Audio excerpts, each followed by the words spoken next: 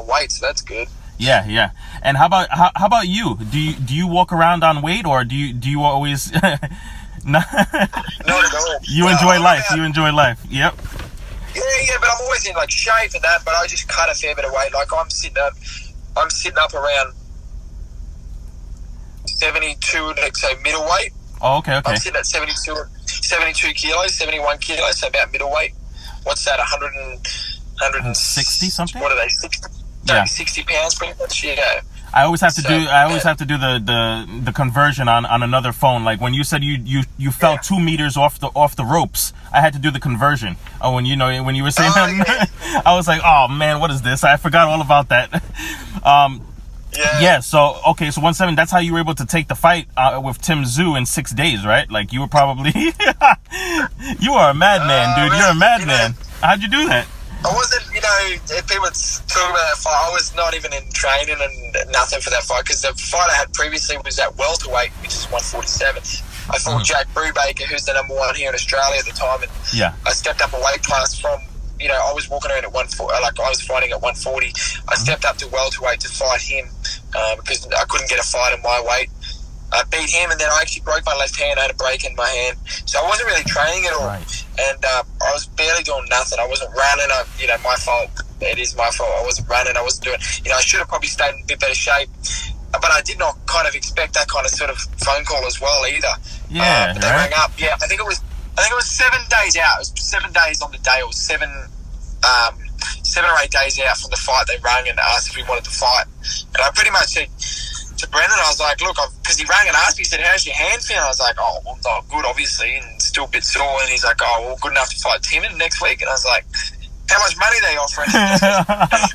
Anyway, and as soon as we spoke about that, I took the fight, man. And at the end of the day, look, it's just me and him in there in the ring, and it's two people trading up punches with, little 10-ounce gloves on, So to me, it was like, if I can just land one, I said, I don't have the fitness for long, but, I'll go out there and have a crack for as long as I've got in me. And I did, and I hold my head high and hold my head proud. And that put me in a position, man, to really put this sport all or nothing. Like I quit my job after that because I had enough money to do it for a very long time now. So, 2 years on, I'm killing it. It's great. Life's good. Oh, dude, oh, man, everything happens for a reason, bro, and you are the definition of getting knocked down and getting right back up, dude, because that story in itself probably is that literally changed your life. You had the career change literally right there, and that's what I was thinking. Sure.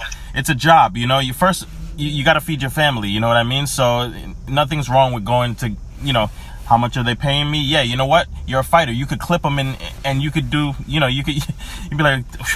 Yeah, so I would have done the same thing, I think, to be honest. Yeah, for sure. And, being in there with Tim and that, I'm to see him doing as well as he's doing and, handling people the way he's, I'm still proud of my effort. I did that on 7 days' notice. I'm a super lightweight at the end of the day, and, just to see what I did against him was, I'm still happy with that and proud of that effort. So, I knew it wasn't going to affect my career. Like, that loss on my record, it's not going to affect my career. And I knew it wasn't, and I did my best. That's all you can do. And a fighter gets in there and fight. That's what we do. Fighters fight. So that's what I did. Yeah. When you were when you were kind of breaking into the sport, when you turned pro, I know you were young. What kind of advice do you have for the amateurs that are thinking about turning pro but are worried about promoters or managers or people that are having trouble getting promoters or managers? Because I know a lot of people in the States over here. You probably know how difficult it is for yourself and for everyone else. And so I know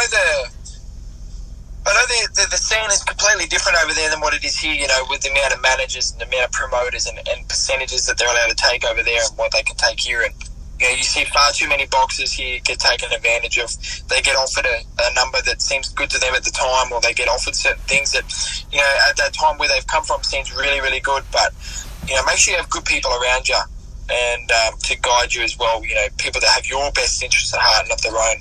Okay. Too many people want to take advantage of young boxers in this game, and there's too many dishonest managers in this game as well.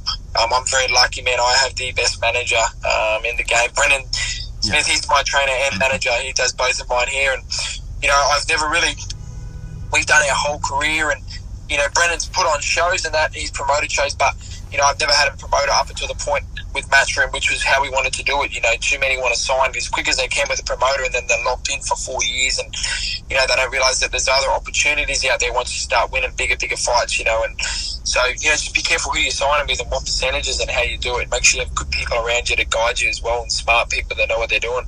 It's hard, man. Because if you don't know anyone, or you're not getting these kind of opportunities, sometimes you just have to wait for a call and be ready. And when you look at Mauricio Lara when he went to England and then fought, Josh Warrington, very well unknown. No one knew who he was. No one, and he's from some Mexico, and he come over there, ended up beating Josh Warrington, and now he's gone back over, and now he's beaten him, and now he's beaten Lee Wood, and it can really turn your life around with just one phone call. And if they can pluck you from box rec, it's good. But it's with these ones that are unknown, sometimes a little bit of self-promotion on social media and get noticed, and send a message to these promoters and stuff like that, can sometimes help as well. But like I said, you just got to be careful with who you sign with and have the right information in front of you. Did you have a choice? Like, okay, so you said that, the Montana Love fight, and then that's when you signed with Matchroom? Do a lot of these contracts these days, once you win, you then you have a couple more after that as well. They want to keep you on that matching rights to that after. And so, we're happy to keep working with them as well. We're in a good position, and they're paying well, and we like the opportunities that are presented to us so far. So to have the opportunity to fight on now the Canelo card in front of 50,000 people, not many people get to let alone have these kinds of opportunities, but get to experience this even in their lifetime. What I'm going to experience over there in front of that crowd, and have the chance to actually go over there and do what I've achieved. I'm very fortunate, to be able to do this. But I've made this happen. I've made this happen with hard work. But I'm very, very fortunate to be able to go over there and fight in front of this kind of crowd and do the sport I love and get paid lots of money to do it. It's pretty crazy that I'm doing it. So it's awesome. I mean, just to fight in Mexico in front of 50,000 people in Canelo's homecoming is going to go down as an amazing part of It's history, man. Like people remember this night for a lot of years, especially the Mexican fans. And I really do think the Mexican fans are in for a treat. I am going to be fighting their homeboy. He's from Guadalajara, Venezuela. He's a hell of a fighter, and I have all the respect for him in the world. He's a great fighter. He just come off a great win, and that's why I took this fight. That's why I wanted this fight. He's come off a great win. He's got some good wins like Robbie Davies and some boys. So it makes sense to me.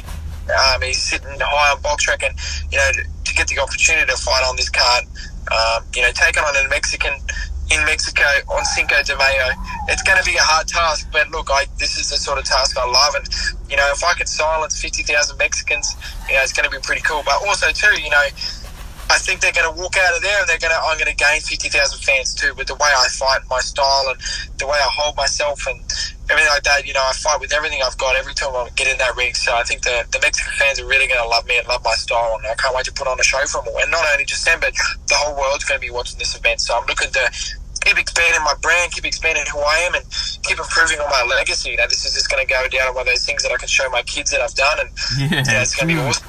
Oh my God, dude, that's gonna be amazing. Just as you're saying it, you're getting me pumped up right now, dude. Like, I'm just like, pumping me up. Yo, dude, thank you. So, you know what? Let's leave it with that. I don't even want to get cut off. I want to tell you thank you. Absolutely. And really appreciate it. And we'll be tuned in. Man. All right. Thanks, man. Hopefully we can catch up again. Absolutely. Best of luck, dude. I appreciate you very much, Steve. Thanks very much. Have a great night, mate. Thank you. All right. Thank you. Thank you, brother.